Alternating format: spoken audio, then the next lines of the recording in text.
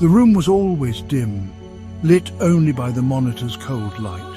It cast long shadows, shadows that danced like ghosts, or maybe they were the ghosts, ghosts of what used to be or what never was. I couldn't tell anymore. The air hummed, a low, constant vibration. The sound of the system, always on, always listening, always there. It was a part of the silence now. They said it was for safety, for connection. But the silence felt heavy, like a blanket, smothering. I sat there, day after day. The world outside was a flicker, a curated stream of images, sounds, carefully chosen, perfectly arranged. Was it real? Did it matter? The screen was my window, my only window, and it showed me what they wanted me to see. Nothing more. My reflection stared back from the dark screen, a pale face, empty eyes. Who was that? I barely recognized myself. We were all supposed to be connected, yet I felt utterly alone, severed, adrift in a sea of manufactured noise. Each click, each scroll, a step deeper into the maze. A maze they built, a maze they controlled, a comfortable prison. That's what it felt like. The silence wasn't empty. It was full of unspoken rules, invisible walls. You learned them quickly. Don't ask too many questions, don't stray from the path, stay online, stay compliant, stay numb. The hum of the machine was a lullaby, a constant reminder. You are safe, you are watched, you are part of the program. Don't try to log off, there's nowhere else to go. Propaganda. It's an old word from old books. Books they don't want you to read, but the game is the same. Only the tools have changed. Now it's slicker, faster, more personal. It slides into your feed, disguised as news, as entertainment, as a friend's update. They whisper it in your ear, through your headphones, through your smart speakers. Constant, relentless, until you believe it. They call it information, tailored content, personalized experience. I call it a carefully crafted lie, a symphony of deception, each note designed to soothe, to distract, to mold your thoughts, shape your desires. Buy this, think that, hate them, love us. The message has changed, but the goal was always the same. Control. Absolute control over what you see, what you hear, what you believe. The past was rewritten daily, erased, replaced. Old truths became new lies. New lies became accepted facts. History was a fluid concept, whatever served the narrative. They had archives, of course. But who could access them? Who dared to look? It was easier to accept the feed. The endless scroll of approved reality. Simpler to nod along, to click like, to share, to become another echo in their chamber. And the surveillance. It was the conductor of this orchestra. It listened to your doubts. It measured your compliance. It flagged your deviations. Every search query, every message sent, every heartbeat monitored by the smartwatch, all data points fed into the algorithm that decided what you saw next. The next lie, the next distraction, the next gentle nudge back into line. It was a perfect loop. We were marionettes, all of us, dancing on their stage, our strings pulled by unseen hands. Invisible threads of code, of suggestion, of fear. We performed our routines, work, consume, obey, smile, pretend everything is fine. The choreography was precise, unquestioned. Each movement dictated, each thought anticipated. We thought we were choosing, but our choices were illusions. Menu options in a pre-programmed game. They gave us the illusion of freedom. So many channels to watch, so many products to buy, so many opinions to parrot. We could customize our avatars, our profiles, our little digital cages. But the strings remained, attached to our minds, our hearts. They knew our pressure points, our desires, our deepest anxieties, and they played us. Like finely tuned instruments or cheap disposable toys. Individuality was a dangerous word, a glitch to be corrected. Conformity was rewarded with likes, with social credit, with the illusion of belonging. Those who tried to cut their strings, they were labelled troublemakers, deviants, threats to the social order. They disappeared from the feeds, from the conversations, erased, as if they never existed. A warning to the rest: stay in step, keep dancing. The most unsettling part, some embraced the strings. They found comfort in the lack of responsibility, in the predictability, in the rest. They pulled their own strings tighter, policed each other, reported any deviation from the script.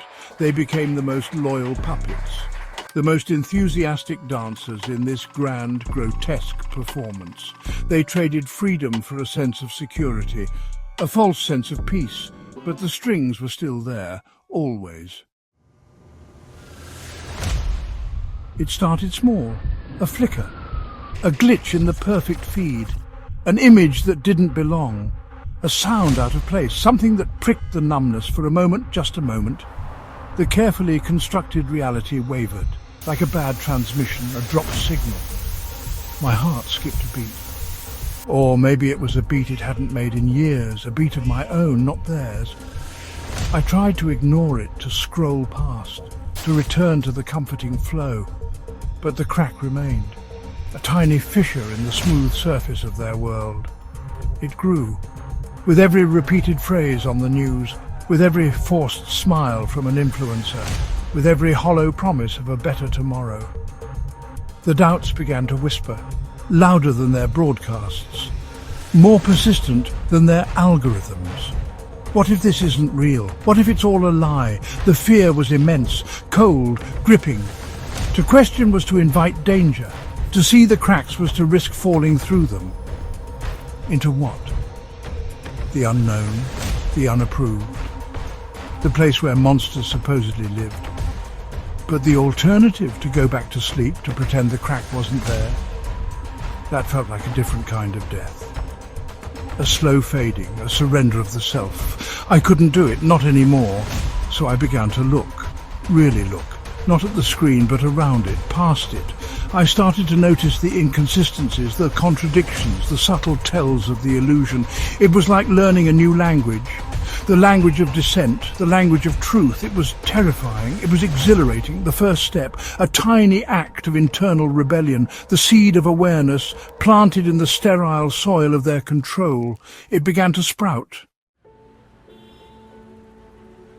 Section 5, the unseen audience, life under the lens.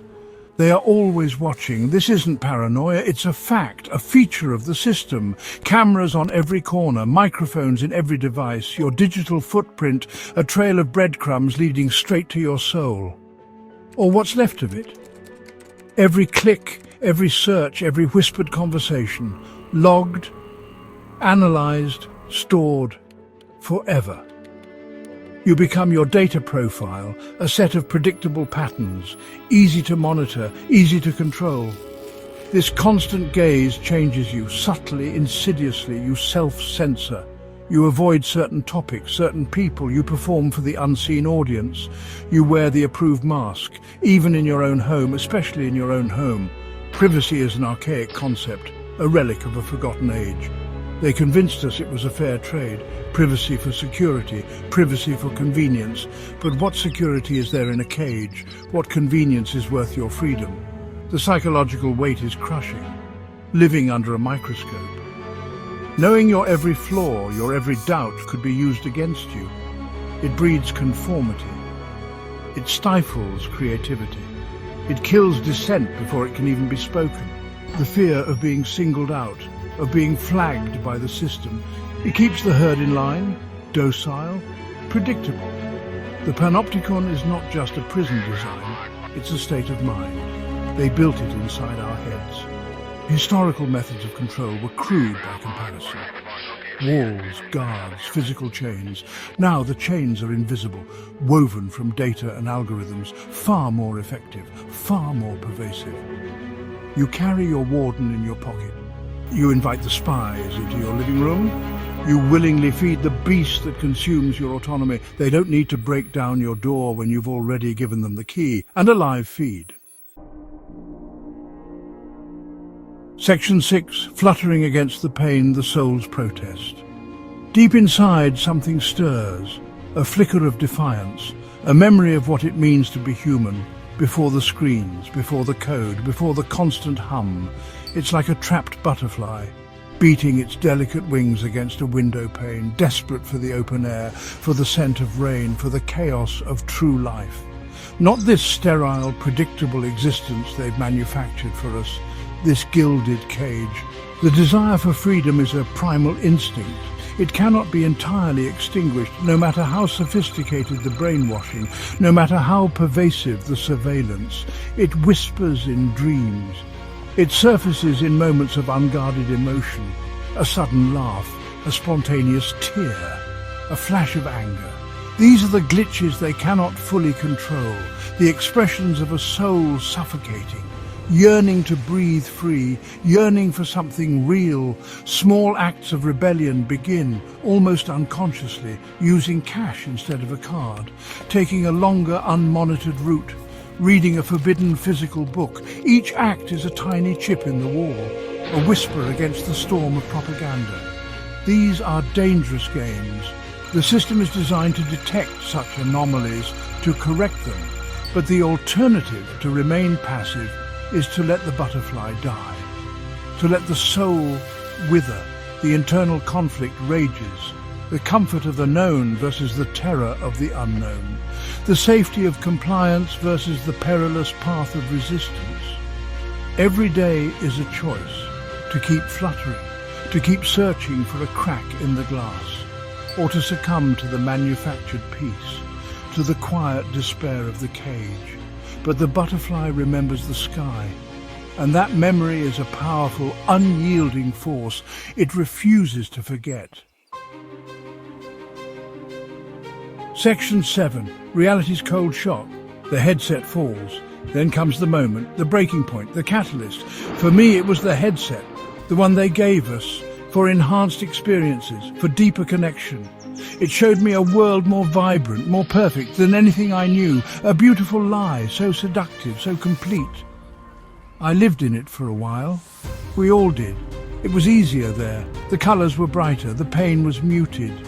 But the crack from before, it spread to the virtual. The illusion began to fray, distortions, uncanny valleys, moments when the programming stuttered, showed its seams. The whispers of doubt became screams. This isn't real, this isn't me, this isn't life. With trembling hands I reached up. My fingers fumbled for the straps, the clasps, the device that held me captive in their perfect dream. Tearing it off was like ripping away a part of myself. The world outside the headset was harsh, grey, unfiltered. The silence was no longer a hum, it was a void. The truth was cold, brutal, disorienting. For a moment I wanted to put it back on, to retreat into the comfortable lie. The pain of reality was a physical blow. The sheer scale of the deception, the years wasted, the trust betrayed, it was overwhelming. But the shock also brought clarity, a terrible, piercing clarity. I saw the strings, I saw the puppeteers, I saw the cage for what it was. No longer a haven but a prison, the manufactured world shattered. And in its place something raw, something real, something worth fighting for. The headset lay on the floor, a broken idol, a symbol of my escape from their digital womb. The first breath of true air, it burned, but I was awake. Section 8. One small light, a spark in the dark. The darkness after the headset felt absolute. The truth was a heavy burden, the knowledge of their control, a crushing weight. What could one person do against such a vast, intricate system? Despair threatened to consume me, to pull me back under, into the apathy they cultivated. It would be so easy to give up, to simply exist, a broken cog in their machine, waiting for the end. But then, a memory, an old story about a single candle, how it could defy the deepest darkness. How its small flame could guide others, could ignite other flames. It was a naive thought, a foolish hope, perhaps, but it was all I had. I found an old matchbook, forgotten in a drawer. The matches were dry, brittle. Would they even strike? My hand trembled as I took one out. I struck the match, once, twice. On the third try, a tiny spark, then a flame, small, flickering, fragile. But it was light, my light. In the oppressive gloom of the room, it felt like a supernova. I touched it to the wick of a dusty candle I'd found. The flame caught, grew steadier, brighter. It cast dancing shadows, my shadows, not theirs. This small act, it felt like a revolution. This single flame was a symbol of defiance, of hope, of the unquenchable human spirit. It wouldn't topple their empire overnight, it wouldn't free everyone instantly, but it was a start, a beacon, a signal to any others who might be out there, hiding in the shadows, lost in the dark, awakening. It was a promise to myself. I will not be extinguished. I will not go quietly. My light, however small, will burn. Section 9. Unbound. The sky after the storm. The light from that single candle began to spread, not like a firestorm, but like dawn. Slowly, surely. Others saw it. Other cracked headsets lay discarded. Other small flames flickered to life in distant windows. The whispers of doubt turned into hushed conversations, then louder voices. The marionettes started to look up, to see the strings, to feel their pull. And they began to resist. The system fought back. Of course it did. It tightened its grip. It amplified its propaganda. It unleashed its enforcers. But something had changed. The fear was still there, but it was no longer paralyzing. The taste of reality, however bitter, was also intoxicating. The struggle was brutal, losses were inevitable, many butterflies were caught, many flames were snuffed out. But the idea of freedom, it was contagious. Then came the moments of true rupture. Strings snapping, not cut by one but pulled apart by many, the digital walls cracking under the pressure of collective awakening, the carefully constructed narratives collapsing like houses of cards. The unseen masters for the first time looked afraid. Their control, once absolute, was fragmenting. Their symphony of lies drowned out by the rising chorus of truth. The sound of chains breaking. The sky after the storm is always the clearest. We emerged, blinking, into a world we had to rebuild, a world we had to define for ourselves. The fight isn't over, it will never be over. Vigilance is the new currency. Freedom is not a destination, it is a constant process, a daily choice. But now we choose with open eyes, with unbound hands. The butterflies soar, not towards a manufactured sun, but towards the real one. Painful, beautiful, ours.